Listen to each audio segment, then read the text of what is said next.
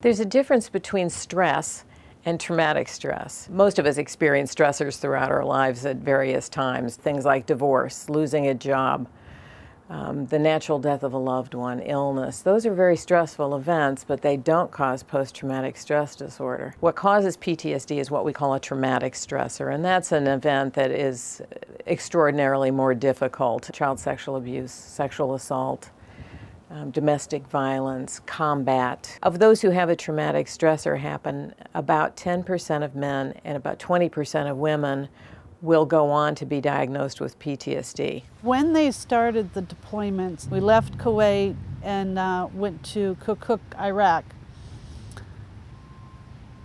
The first 3 days we were there, we got bombed. This current war in Iraq and Afghanistan is the first war where we've had women who are really in combat positions. We found out our main mission was casualty reporting. We had one soldier lying on the table before they intubated him. He was burnt, and he turned around and looked at me and he says, "Do you think my son is going to be afraid to look at me now?" And I was like, "No, you're a daddy, you'll always be a daddy." Some of the injuries, they weren't that bad, all right, but some of the other ones were pretty nasty. Obviously, if they go into combat, they're much more likely to be exposed to traumatic stressors.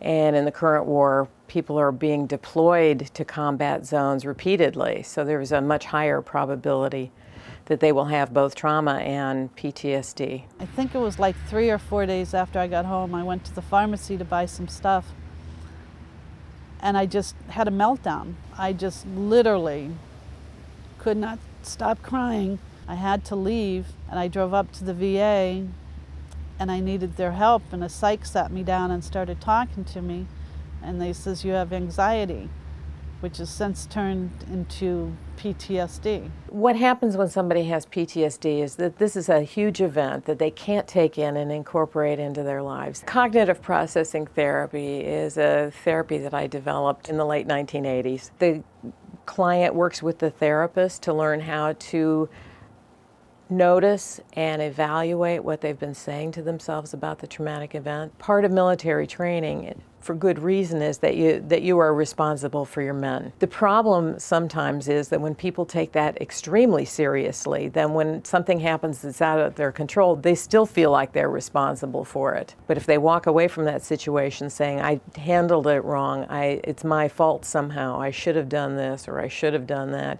they're going to be haunted by the event, and we can help them go back and look at how to think about it differently. Women and men that are coming back now, they're like in denial.